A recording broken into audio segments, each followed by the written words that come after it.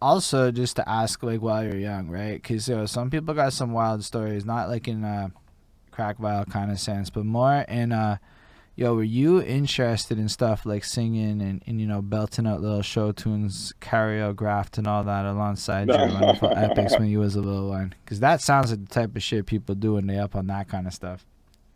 Me, actually, I was into the stars, bro. I wanted a telescope before I did any of this shit.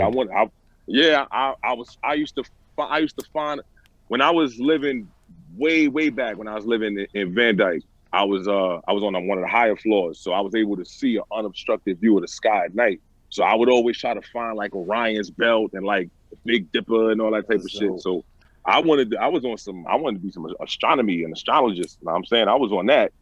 So, and I was an only child growing up. And like my grandmother. You learn about your friends. There you go. Yeah. The only child. Son, no, not now. Growing up, I was by myself for 10 years before my first brother. I was 10 years old before my first brother. So that was a culture shock in its own. I ain't the only one in this. You know what I'm saying? So my grandmother, she was a soldier. She ain't believe in that nonsense. I used to read the Britannica encyclopedias. Remember them joints? Yeah, like the whole set. Yes. That's where I started. Like, all right, let me find where these stars are. And I used to dead ass be in the back of my building, stargazing out the window, trying to find shit. So I was into that. Yo, music ain't come till Crush Groove. That's when music came. I seen that. I was like, oh, what's this? It's time to do something different. Great question. What is Crush Groove?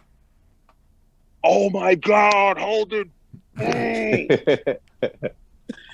Yo, I learned about Holden too as we go through this journey because I didn't know he never seen Crush Groove. Now that's kind of like I'm 33, right? Like there's gonna be okay, and it's cool. Another country. It's cool. And in another country. Facts. So you know who Russell Simmons is, right? Yes. The founder of Def Jam. Yeah. All right, Crush Groove is basically his life story. Loosely based on his life story. Loosely based. At that time. So like at that time, he was just establishing Def Jam Records and putting out like the Beastie Boys and LL Cool J and shit like that. Run DMC. So like it's like documenting that shit, that journey. Loosely, and then those actual rappers are in it. So like was that our first big movie that had rap? I know we had Beat Street and Electric. Yeah, no, as soon as I said it, I said to myself, like, as soon as you said that, I'm like thinking to myself, like, yo, let me find out that this is like the first hip hop biopic, technically speaking. Because like thinking about it it really is like Russell's life up until that, or at that point. Like it documented him establishing like the first hip hop record label. And it's the origin story. There you go. It's the origin story. Yeah. There you go. Yeah. So that might be like the first hip hop biopic. Yeah. We might have to do some research on that. Check that out. We might have to fact check that. I never thought about it before, but I also never knew about that movie, so bro, that's education right there. You gotta catch some scenes. If you don't want to watch the whole thing, which I would suggest. I mean, this sounds riveting. Catch some scenes from it. It's dope, bro. This is right up my alley. I really like the biopic. I really like watching the story shit. Like to me, it's just. I mean, in a sense, we're trying to go run through your life. This is like a bootleg biopic. Yeah. There you go. This is exactly what we try to do here. Yeah, there you go. A bootleg biopic. There you go.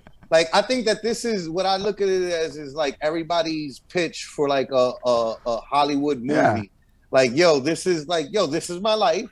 And if you find it interesting, let's make it into a movie. Yeah, let's make it into a movie. Like let's do something. And it is stuff like you being like, I used to stargaze, motherfucker. Busted out the Encyclopedia Britannica. Nobody fucking stared at. I talked about the Encyclopedia Britannica as well because that's what I used to get as a punishment. My father used to make me be like, take away your comic books, take away your baseball cards, whatever you love when you're punished, you taking that away. And part of your punishment is like, read that goddamn Encyclopedia Britannica that I bought you. that shit gonna teach you something. And it's bro, just you retain a lot of that shit and then too. You do, because that's the reason that. So what I would do, right, is like a comic book reader, right? I'd be like, all right, so I'm gonna look up Cyclops from the X-Men and like Thor and like Hercules, and like I'm gonna look up all the stuff from comic books. But I'm like, what is a fucking Wolverine? When I'm like a 8-year-old kid, I'm like, what the fuck's a Wolverine? I don't even know what the fuck a Wolverine is. Like, I live in the Bronx. This don't look nothing like Logan. This don't look like Logan. This don't look nothing like. By the way, when I looked up a Wolverine, I was like, why? I don't get it. I really don't understand what's going on here. But whatever, comic books, go comic books, you know. But like, that's what I would do with the Encyclopedia Britannica, right? But and that was joke. But like stargazing, like nobody's talked about on that show yet. On our show yet. And we've talked to a lot of people already. You know what I mean? Like we've been doing this for like 6-7 months now. Nah, even though I talked to over 100 people across everything I do. Now one person has talked about damn stargazing, and it was like one of those. Say word, that's real. Like, you did that. That's so cool. I still do it. I still do it to this day. That's still amazing, do it. Man. If I can find a clear night, and it's hard in the city. It's like it ain't too many like dark areas. Like, but I'll go to like Prospect Park or Central Park or some shit like that, and you'll find a dark spot, and it's crazy. It's crazy, bro. It's crazy. It's crazy. I love it, man. I mean, I kind of can. I know I've left Montreal and stared at the sky, because Montreal, unfortunately, is not good for the sky like that. But when you do see it, it's beautiful. I always wanted a telescope when I was a kid, so to me, it's fucking cool. I will have a high-powered telescope before I'm done. Before I'm done and I leave this plane of existence, I'm gonna get me one of those crazy electronic joints with the whole fucking Milky Way map in it. I'm just gonna be in my backyard in the tent, just going in, yo. Word up. So my girlfriend is suggesting that you read the book "The End of the Night" by Paul Bogart, as she thinks you'll love it. The End of the Night, Paul Bogart. The End of the Night, Paul Bogart. I got you. I'm gonna screenshot it and I'm gonna send it to you once. Please do. Please do that. I got you. Please do that. But that's seriously like super nifty still. So you were saying though, you got the Crush Groove, and that kind of like introduced you a bit more into the hip hop sphere. Do you remember like at what phase of life that happens when you get introduced to this? This is like before I was 10 years old. So yeah, this is, you talking about 7, 8 in this range. All right, so 9 maybe. So I guess what happens after you see the movie? Like, how does that impact you then? So now, so remember I was saying earlier, when I would listen to my mom's get ready for work, she would listen to BLS. That's an R&B station. So one of the groups at the time that was going crazy was New Edition. Everybody knows who New Edition is.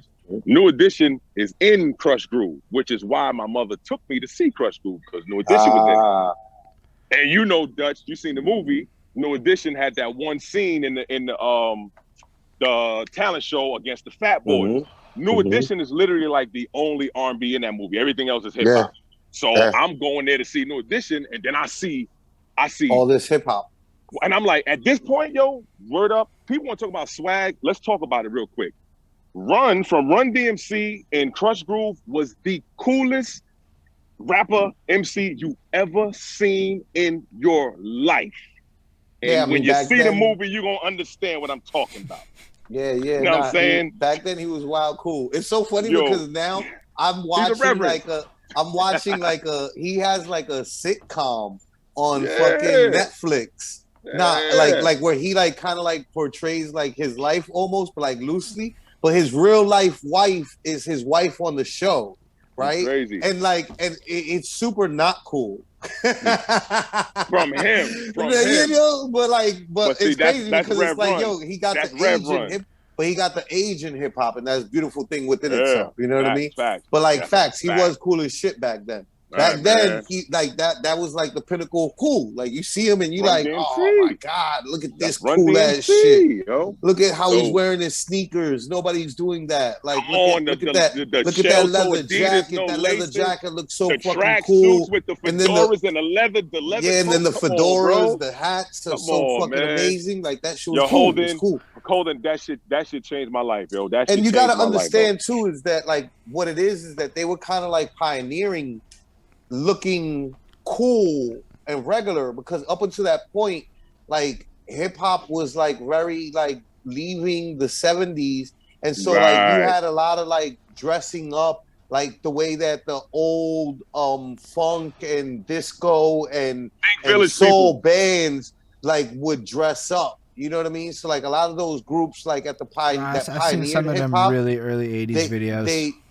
They dressed like, you know, almost like WWF, like it's a show, like it was like flamboyant. Like it was wildly flamboyant. And when Run DMC comes along, they're pioneering the everyday man guy from New York City, like just rapping and being cool and just rapping in jeans and a leather jacket and a, you know, or a tracksuit or whatever, you know, like regular wears, everyday like casual wears, but not like, you know, like looking like he said, like one of the village people, not dressing up like you're like one of the village people and shit, you know. So like that was part of what made them cool, you know. It was like they were pioneering like the streets of New York City being represented in the music. Yeah, that's serious though. And I mean, like, you can hear people like talk about it, but it's interesting to just see how impactful it can be to watch a movie like that and then see all this shit for the first time, being like 8, 9 years old, coming in, going from New Edition to that, man. That I can kind of picture how it would slap, man. My age would be it like, was crazy. What you talk about? What, bro? It was yo. You leave the theater, you invigorate, like you like yo. Yeah. And then now, mind you, now in the 80s. This is the era of big boom boxes in the streets, radios that's like bigger than big screen TVs right now, bro. So you leaving the movie theater now, and oh shit, I hear Run DMC over. Yo, it's like hip hop was encompassing everything during the 80s in New York City. You couldn't escape it. You couldn't escape it, and it was being sort of kind of policed by the powers that be. So it had a rebellious thing to it. So that made it even more of a draw for us. Like, oh, they don't want us listening to this shit? Yeah. I remember that being that feeling, you know, like where it's just like, I remember when my older brother came back from the Navy, and my older brother was the one that put me on the hip hop, right? But like he comes back from the Navy, like being away for a year, and I have like the OPP single, and like he tells my parents what like OPP stands for, and they're like, oh my God, make a big deal about it. They take away my OPP like tape, and I'm just like, what the fuck? Like my brother went from being the cool guy to being the snitch, bitch. How you a square now? Like how fuck you? Word. That's amazing. Word. Hip hop is how we differentiated our era from anybody that was before us, yo. That was it. You either if you with it, you with us. We were born to a hip hop generation. Like when people talk about hip hop culture, like I'm like, I don't think that like it gets explored enough as a conversation. And I'm gonna try to make this short, right, quick, right? But like I think that it's hard to say it's a culture in other places. I think that New York City is really the only place that like actually like is like the culture here is hip hop culture. Like that is the culture of the city and of the people. But like in other places, it's not a hip hop culture thing as much as it's like their regional culture. Like in New Orleans, it's a New Orleans culture. It's not like hip hop culture. It's like the New Orleans culture influences the hip hop that comes out of New Orleans, right? But it's not hip hop culture. You know what I mean? Yo, I talked to a guy in New Orleans. I think that New York City is really the only place that, because we established hip hop, and so it became a part like of what the city is and the way that we speak and the way everything, you know. But like other places, they're not really like that. They're more of like their local regional culture than they are like a hip hop culture. They don't know what it's like to like walk down the street and see like some B-boys on the corner and then like see another group of dudes like ciphering not far from them. Like they don't know, like, you know, that's some shit that we were privileged to have grown up seeing, because, you know,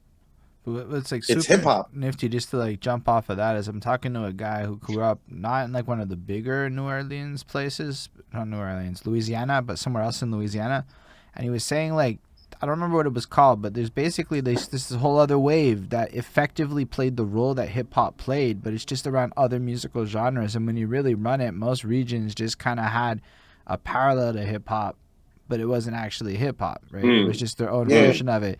But then we all kind of like get this idea of hip hop culture. I'm gonna say KRS-One did a lot to push the narrative of hip hop culture as a community, almost in this religion. If you ever read The Gospel of Hip Hop, it's very religion-y, and I think that spread the notion of the hip hop culture everywhere a lot more than actually thinking about the inception. Because I thought I understood it until I'm talking to you and you're like, bro, like I walked outside and the speakers are this big. I'm like, bro, I walked outside and there was no speakers that big. Like I never had it up where I'm at. They had other experiences. I'm 6'3". I don't walk past, Dutch for them for certain block parties.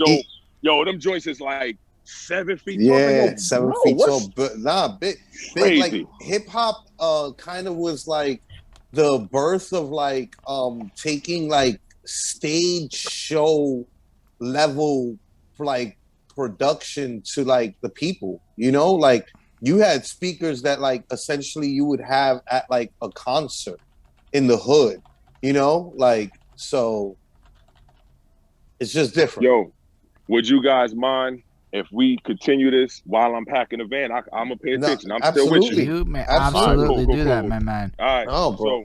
So, can I show them the inside real quick? Would y'all like to see the pack real quick? Of course. Show y'all Show us. Hold on. Absolutely. All right. Hold on. It's actually kind of cool.